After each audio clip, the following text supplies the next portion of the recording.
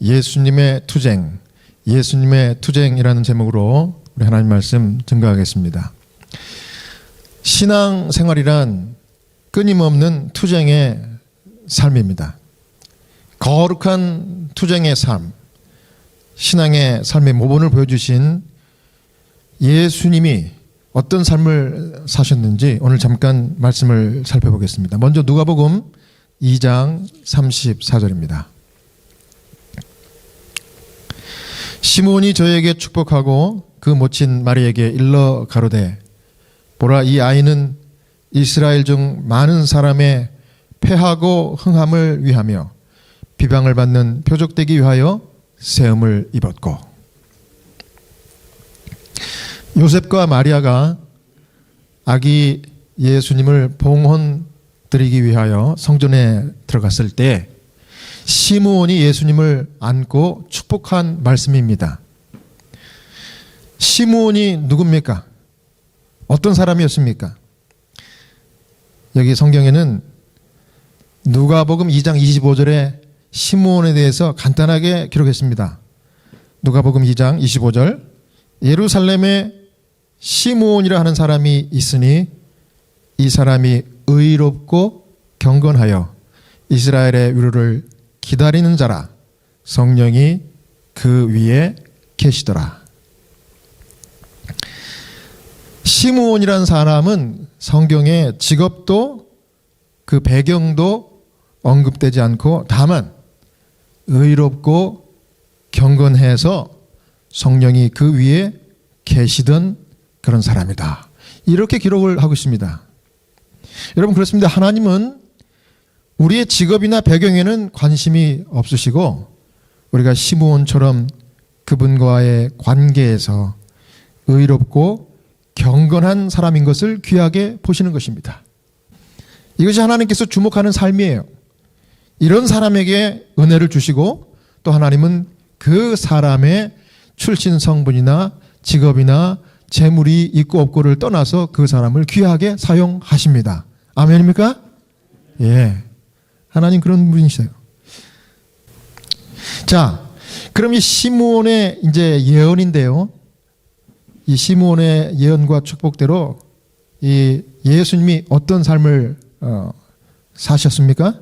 누가복음 2장 34절 다시 한번 봅니다. 시므온이 저에게 축복하고 그 모친 마리아에게 일러 가로되 보라, 이 아이는 이스라엘 중 많은 사람의 패하고 흥함을 위하며 비방을 받는 표적되기 위하여 세움을 입었고. 한마디로 시므온의 이 아기 예수에 대한 예언과 축복의 말씀은 예수는 이 땅에서 사람들의 구원을 위한 삶으로 살 것이라는 예언이었습니다. 여기 34절에 예언하며 축복하기를 사람의 패하고 흥함을 위하여 세움을 입었다 그랬습니다. 누가 세움을 입었다고요?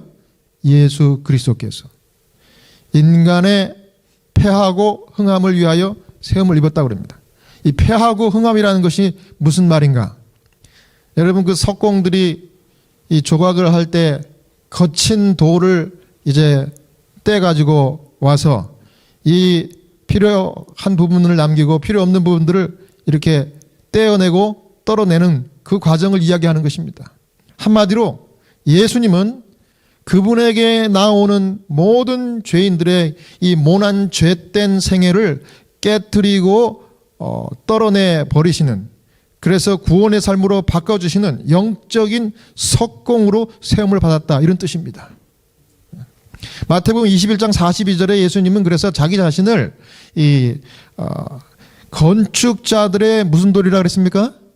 버린 돌, 건축자들의 버린 돌이라고 자기 자신을 스스로 그렇게 이야기했습니다.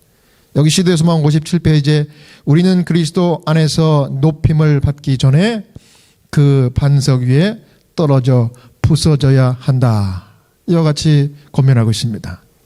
우리 교회 성경 주석에도요, 그리스도는 겸손하고 통회하는 심령을 가진 사람들을 자신에게로 끌어당기는 모든 시대의 위대한 자석이다, 일반적으로 세리와 죄인으로 간주되었던 마태, 삭개오, 막달라 마리아 등과 같은 사람들은 자신들의 망가진 생애를 다시 건강하게 해줄 의원에게 특별한 매력을 느꼈다. 하늘의 의원이 필요 없다고 생각한 서기관과 바리새인과 같은 사람들은 자신의 영적인 사악함 때문에 구세주에게서 물러났다. 요약하면 예수님은 이 두 부류의 서로 다른 영적인 사람들을 접근하는 방법이 틀렸습니다. 첫 번째 부류는 어떤 사람입니까? 예수님의 매력에 이끌려 자원에서 다가왔던 사람들. 누구예요? 죄인들과 세리와 죄인들. 그들은 바로 반석이신 예수님 위에 떨어져서 그 망가졌던 죄된 삶이 깨어지고 마침내 하나님의 정말 아름다운 석공의 손에 의해서 변화된 삶으로 구원받고 완전히 다른 삶으로 거듭나게 되었습니다. 그런데 이 두 번째 부류 사람은 반대의 사람들입니다. 주로 어떤 사람들이었습니까? 서기관과 바리새인들, 장로들, 예수님 당시의 종교 지도자들이었습니다. 이들은 영적인 교만과 사악함으로 마음이 굳게 닫힌 사람들이었기 때문에 예수님은 다른 방법으로 이 사람들에게 찾아가셨는데 그것은 바로 그들의 마음을 열기 위해 보여주신 예수님의 아름다운 품성이었습니다. 예수님이 무엇이라고요? 아름다운 품성. 그럼 어떤 품성의 태도를 예수님이 가지셨을까요?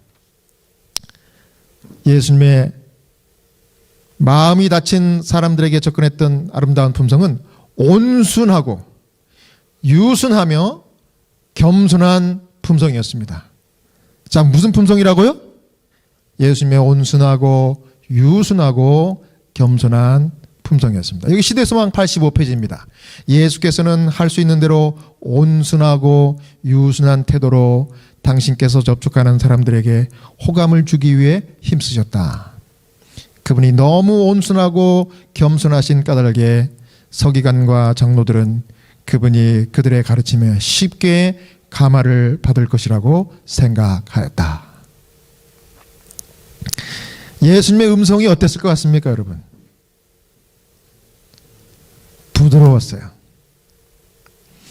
사랑스러운 음성으로, 편안한 음성으로, 그래서 온순하고 유순한 사람이라는 인상을 줄 수 있게끔 그렇게 사람들에게 접촉하셨습니다. 그래서 제가 이 말씀을 준비하면서 제가 좀 목소리가 다른 사람들하고 얘기할 때는 일부러 크게 얘기하거든요. 왜 내가 이렇게 목소리를 크게 할까? 물론 목소리를 크게 하는 데는 장점도 있지만 자칫 잘못하면 목소리가 크면 이 사람이 나를 싫어하나? 왜 이 사람이 이렇게 센 성격인가? 이런 오해를 받게 되는 것 같아요. 아마 제가 이 귀가 잘 안 들린다고 하는 그 노인들을 돌보는 호스피스 케어를 하는 이 일을 채플린을 한 9년을 하다 보니까 제가 좀 또박또박하게 큰 소리를 이야기하는 게 습관이 된 것 같아요. 예. 혹시 사석에서 여러분 제가 좀 큰 소리로 아이 집사님 이러면 오해하지 마시기 바랍니다. 저도 노력할 테니까 여러분 좀 시간을 주십시오. 그런데 예수님은 오해하지 않도록, 아니 오해를 넘어서 정말 이 사람은 굉장히 나를 좋아하는 사람이구나 하는 그런 인상을 받게끔 부드럽고 온순하고 유순한 또 겸손한 그런 태도로 이 사람들에게 접근했는데, 특별히 누구에게 접근한 거예요? 스스로 찾아온 사람들 말고 누굽니까? 나는 의인이다 자부했던 종교 지도자들, 그 당시 서기관과 바리새인들, 장로들에게 마음이 굳게 닫힌, 아무리 이야기해도 가르침을 받지 못할 unteachable 사람들에게 온순한 방법으로 다가가셨습니다. 그 다음에 어떻게 했습니까? 질문을 했습니다. 질문. 지난번에 제가 말씀드렸죠? 예수님 모르는 것을 진짜 모르니까 질문하는 것처럼 그렇게 질문하셨어요. 예. 여러분, 질문을 하면 질문을 받는 상대방은 두 가지입니다. 첫 번째는 이 사람이 나에게 배우려고 오는구나 하는 마음에 일단 안심한다고 그래요. 그 다음 두 번째는 마음이 편안해진대요. 상대방이 나에게 뭘 요구하는 게 아니라 나에게 뭘 물어보려고, 한 수 배우려고 오니까 사람들은 그렇게 해서 마음을 이렇게 편안하게 갖고 마음을 열 수 있는 게 질문을 받는 거예요. 그래서 여러분, 질문을 잘하는 것이 정말 좋은 그 대화법입니다. 대화법. 근데 우리 예수님께서 질문을 했는데 부드러운 유순하고 온순한 음성으로 질문을 하니까 이 바리새인과 서기관들이 그 마음 가운데 어떤 마음이 들기까지 했다고 그랬어요? 여기 시대에서만 보니까 이분이 너무 온순하고 겸손하신 까닭에 서기관과 장로들은 그분이 그들의 가르침에 쉽게 감화를 받을 것이라고 생각했다. 그렇게 생각이 딱 든 거예요. 그러면서 마음이 열린 거예요. 그래서 사람이 무슨 얘기를 하나 들어보자. 그러고서 집중한 겁니다. 자, 예수님 대화를 기가 막히게 하신 겁니까? 잘 하신 거예요. 겸손하게 비춰줬습니다. 여러분, 우리가 이 질문할 때 우리 모르겠어요. 우리 한국 사람이 그런 건지 제가 그런 건지. 저는 적어도 그랬습니다. 이제까지 제가 이걸 잘 몰랐을 때는 내가 이게 모르는 게 있는데 이걸 내가 이 사람한테 질문하면 이 사람이 나를 우습게 보지는 않을까? 그것도 몰라? 그러면서 나를 좀 하찮게 생각하지 않을까? 이런 두려움 때문에 모르는 게 있어도 그냥 꾹 참고 넘어간 적이 여러 번 있습니다. 근데 지나보니까 그게 결국은 그 순간은 모면할지 몰라도 나한테는 오히려 마이너스더라고요. 모르면 물어야지. 근데 특별히 이렇게 미국에 살면서 이 원어민 미국 사람들하고 대화를 하다 보면 가끔가다 잘 안 들리는 그 단어가 나오면, 모르는 단어가 나오면 그전에는 제가 아는 척하고 끄떡끄떡했어요. 나중에 그냥 넘어가니까 대화를 다 놓치더라고. 그게 안 되겠더라고요. 그래서 모르는 단어나 모르는 말을 하면은 제가 딱 말을 끊고 죄송하지만 한 번만 더 얘기해달라고. 이렇게 항상 확인을 하는 이제 그 일을 했습니다. 처음에는 아주 쉽지 않았습니다. 그 다음에 좀 전문 용어를 써가지고 모르는 좀 단어를 이야기하면 그 단어를 무슨 뜻인지 모르게 좀 설명해달라고. 이렇게 물어봐요. 그런데 여러분, 질문하면 사람들이 내가 걱정했던 그런 단어도 몰라? 이거 아마추어 아니야? 이렇게 생각하는 게 아니더라고. 오히려 이 사람은 참 겸손하구나. 이 사람 참 착한 사람이구나. 솔직한 사람이구나. 내가 도와줘야겠다. 이런 마음을 갖더라고요. 그리고 마음이 열려요. 그래서 더 친해집니다. 그래서 저는 모르는 것도 배우고 또 인간관계도 이렇게 쌓고 꼭 먹고 뭐예요? 알 먹고. 이게 누가 가르쳐 주신 지혜입니까? 예수님께서 가르쳐 주신 지혜예요. 손수 모본을 보이셨어요. 그래서 그 탁탁하게 닫혔던 이 종교 지도자들의 마음을 확 열었던 겁니다. 여러분, 제가 TV 예능 프로그램을 잘 안 보는데 그 중에 그래도 가끔씩 보는 프로가 하나 있는데 그게 뭐냐면 KBS에 나오는 그 1박 2일이라는 그 예능 프로그램이 있어요. 아세요? 예. 이게 2007년도에 처음 첫 방송을 시작했는데 한 연예인들이 한 대여섯 명, 몇 명입니까? 정확하게 모르겠어요. 나와서 팀을 이뤄가지고 전국을 이렇게 다니면서 낯선 곳에 가서 1박 2일 동안 지내면서 거기서 이렇게 서바이벌 하는 그런 게임인데 아주 재밌어요. 예능 프로그램입니다. 그런데 이제 방송국에서 이렇게 개편을 할 때마다 멤버들이 교체되더라고요. 그런데 지금 13년째 되는데 13년 동안 한 번도 잘리거나 교체되지 않은 사람이 한 사람인데 그 사람 이름이 김종민이에요. 김종민. 아셔요, 여러분? 그래서 방송국 연예부 기자가 김종민을 인터뷰를 해서 물었습니다. 김종민 씨 13년 동안 첫 방송부터 지금까지 다른 사람은 다 갈렸는데 당신은 지금까지도 안 잘리고 장수하는데 그 비결이 있습니까? 그랬더니 씩 웃으면서 뭐라 그런지 아세요? 간단해요. 뭐예요? 우리 팀 중에 나보다 나이 많은 선배도 있고 또 나보다 나이 어린 후배도 있는데 나는 이 사람들을 다 선배 대하듯이 합니다. 그래요. 기자가 그 말을 듣더니 아이고 그게 장수 비결이군요. 그래서 선배한테는 선배니까 물어보고 후배한테는 후배니까 또 물어본대요.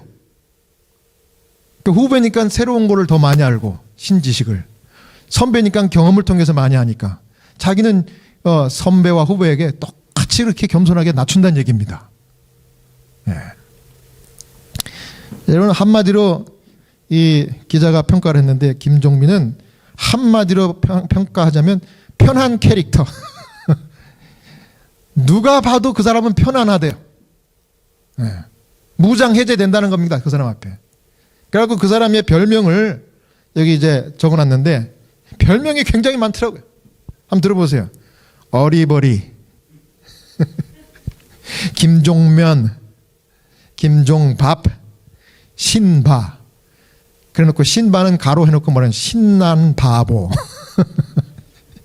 예능 시조새, 김대상, 간헐적 천재, 에이스, 1박 2일 13학년, 방송이 낳은 괴물, 게임 빌런, 양치기 소년, 설종민 이러고요. 예. 뭐 제가 다 설명을 드릴 필요도 없이 여러분들 다 이해가 가시죠? 예. 여러분 그래서 잘 모른다는 말을 서슴없이 해요. 이 사람이. 잘 모르겠는데요? 좀 가르쳐 주세요. 가르쳐 주면 또 가르쳐 준 대로 또 잘못하고 또 실수하고 넘어지고. 그러면서 그 사람이 완벽하지 않고 실수하는 모습 앞에 사람들은 너무 아주 재밌어 하면서 이 사람은 정말 가까이 해도 나에게 해를 끼치기는커녕 나에게 오히려 즐거움을 주고 편안하구나. 그래서 그 사람을 아주 좋아하는 거 누구나 다 좋아한다는 거예요. 그게 장수 비결이라는 겁니다. 그래서 제가 그걸 보면서 또 한 수 배웠지 않습니까? 여러분 그런데 우리 예수님은 정말 참으로 누가 봐도 누가 예수님을 만난다 할지라도 그 앞에서 편안하게 무장해제할 수밖에 없는 그런 캐릭터였어요. 그렇게 말씀하셨고 그렇게 대화를 이끄셨고 질문을 하셨고 그렇게 사람들을 인도하셨다는 것입니다. 자, 그다음 두 번째는 또 누가복음 2장 34절에 있는 말씀인데요. 예수님이 어떤 삶을 사셨습니까? 비방받는 표적이 되는 삶을 사셨다. 자, 뭘 받는 표적의 삶을 살았다고요? 예수님이? 비방받는 표적. 누가복음 2장 34절 다시 읽겠습니다. 시므온이 저에게 축복하고 그 모친 마리아에게 일러 가로되 보라 이 아이는 이스라엘 중 많은 사람의 패하고 흥함을 위하며 비방을 받는 표적되기 위하여 세움을 입었고 그랬습니다. 시대소망 85페이지에 그들은 자신들의 유전에 대해 성경적 근거를 찾을 수 없다는 것을 알았다. 그들은 영적 지식에 있어서 예수께서 자신들보다 훨씬 더 앞섰다는 것을 알았다. 그러나 그분이 그들의 명령에 순종하지 않기 때문에 분노했다. 그분을 설복시키지 못하자 그들은 요셉과 마리아를 찾아가서 그들 앞에 그분의 불복종하는 행동을 제시했다. 그리하여 그분은 책망과 꾸지람을 받으셨다. 자, 예수님이 비방을 받은 그 배경입니다. 자, 바리새인과 서기관들 장로들이 질문을 하는 예수님을 이렇게 자세히 이야기를 들어보니까 자기들도 속으로는 인정할 수밖에 없는 성경 지식이 분명히 있어요. 그리고 정말 영적인 사람이라는 걸 깨달은 거예요. 그런데 무엇과 상충되는 거예요? 자기들의 그 조상 대대로 물려받았던 그 유전, 규칙, 이것을 그래도 지켜야 된다. 이런 가르침이었습니다. 근데 예수님이 그것을 옳습니다. 그래서 제가 성경보다 유전을 따르겠습니다. 거기까지는 예수님이 타협을 하지를 않으신 것입니다. 항상 주님은 기록되었을 때 하나님의 말씀이라면 100% 순종하는 것입니다. 세상이 어떻게 요구한다 할지라도. 그러니까 차마 이 하나님의 말씀이라는 것을 자기들도 아니까 차마 그 앞에서 유전이 더 중요해 이런 얘기는 못하고 어른들 말을 안 듣는구나. 그래서 비겁하게 누구에게 간 거예요? 부모에게 찾아가가지고 우리가 보니까 이 순종심이 없네. 그러면서 요셉과 마리아에게 좀 야단을 좀 치라고 그렇게 지시한 겁니다. 그래서 예수님은 유전 따르지 않는다고 하나님 말씀만을 주장하면서 유전을 따르지 않는다고 부모님에게 책망과 꾸지람을 받으셨어요. 부모님에게. 그다음에 예수님은 집안에서 형제들에게도 고난을 받았습니다. 요셉의 아들들이 있었는데 예수님의 형제죠. 역시 랍비들의 편을 들었던 겁니다. 이와 같이 랍비들의 영향력은 예수님의 집 안에 식구들에게까지, 그래서 집 안과 밖에서 지속적으로 랍비들의 영향력으로 인해서 예수님은 괴롭힘을 당했어요. 그분은 그래서 소년 시대부터 침묵 그리고 끈기 있는 인내의 어려운 이 공과를 배우시면서 사셔야만 하셨습니다. 예. 여러분, 부모를 순종하고 형제를 사랑했지만 하나님 말씀에 굳게 서시는 예수님의 신실하심 때문에 집 안에서까지도 형제들에게 불신, 따돌림, 질책을 견디면서 사셨던 예수님은 오늘 우리의 신앙의 삶의 모습을 한번 깊이 생각해 보라고 하시는 것입니다. 예. 과연 우리의 신앙의 모습은, 우리의 신실함은 어느 경점에 와 있는지. 여러분, 참 그리스도인은 예수님처럼 세상에 있지만 세상에 속하지 않는 말씀의 원칙에 굳게 서는 사람입니다. 성도는 예수님과 같이 말씀과 진리, 또 하나님께 경배하는 이 예배를 누가 뭐라고 해도 굳게 붙드는 그런 사람임을 기억하시기 바랍니다. 요한복음 4장 23절에 아버지께 참으로 예배하는 자들은 신령과 진정으로 예배할 때가 오나니 곧 이때라. 아버지께서는 이렇게 자기에게 예배하는 자를 찾으시느니라. 여러분, 예수님의 삶 자체가 기록되었을 때 삶이었습니다. 말씀에 입각한 삶이었고 기도와 하나님을 늘 가까이 하는 그런 예배였어요. 예배. 예. 어제 이 서부에 사는 제가 이 고등학교 때부터 이 선배님한테서 이제 문자가 왔어요. 셀폰에. 땡스 기빙이고 하니까 명절인데 건강하게 잘 있냐고. 안부에 안부. 코로나 창궐한데 코로나 안 걸리고 잘 있냐고 그래요. 그래서 제가 그랬죠. 하나님 은혜로 건강하게 잘 있습니다. 그러면서 제가 뭐라 그랬는가 하면 코로나 때문에 그저 교회를 근근히 지키고 있어요. 그랬어요. 그랬더니 바로 문자가 왔는데 뭐라 그런지 아세요? 근근히 교회를 지키면 다행. 호전될 것 같지 않아. 백신이고 치료제고 크게 도움이 안 될 듯해. 세상이 이렇게 저물어 갈 듯. 예. 제가 마지막에 이렇게 답을 했습니다. 그러게 말이에요. 예. 그러면서 제가 속으로 결심을 했습니다. 아, 그렇구나. 우리가 좀 더 나은 때를 바라고 그때는 좀 더 나은 예배를 드리고 우리가 좀 더 정성을 다하고 그때 가면 좀 더 열심히 믿고 그렇게 해야 되겠다. 이거 하면 안 됩니다. 지금 이 순간에 최선을 다해야 돼. 예. 그게 답이더라고요. 그 선배가 나한테 그걸 깔깨워 준 것 같아요. 그래도 이 군근히 지키면서 이 성전 예배를 붙드는 것 다행이야. 예. 우리가 더 나은 때가 있으리라고 생각하지 마시기 바랍니다. 오히려 더 나빠질 것 같다는 그런 생각을 가지고 지금 최선을 다해야 돼요.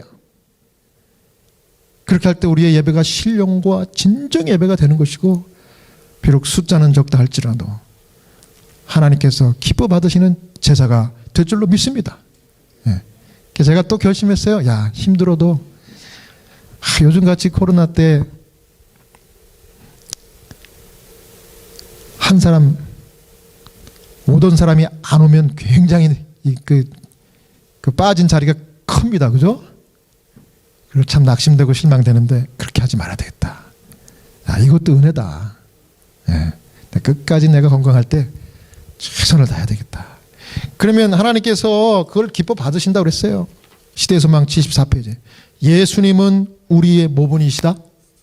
그러므로 그리스도께서 당신의 비천한 가정에서 보이신 신실과 순종의 모본을 따르는 모든 청년은 하늘 아버지께서 성령을 통해 그분에 대하여 내가 붙드는 나의 종, 내 마음에 기뻐하는 나의 택한 사람을 보라고 하신 말씀이 자기에게도 해당된다고 주장할 수 있다. 여러분이 권면의 말씀 붙드시고 오늘도 위를 바라보면서 예수님과 같이 주어진 환경, 주어진 시간, 주어진 모든 여건에 감사하시고 온순하고 유순하며 겸손하게 진리의 말씀 붙들고 하나님으로 가신 예배 자리를 끝까지 지키심으로 신실한 하나님의 정말 당신의 마음에 드는 종이고 나의 택한 종이라는 그런 칭찬을 받기까지 신실하게 충성을 다하시는 여러분과 제가 되기를 바라면서 오늘 말씀 마치겠습니다.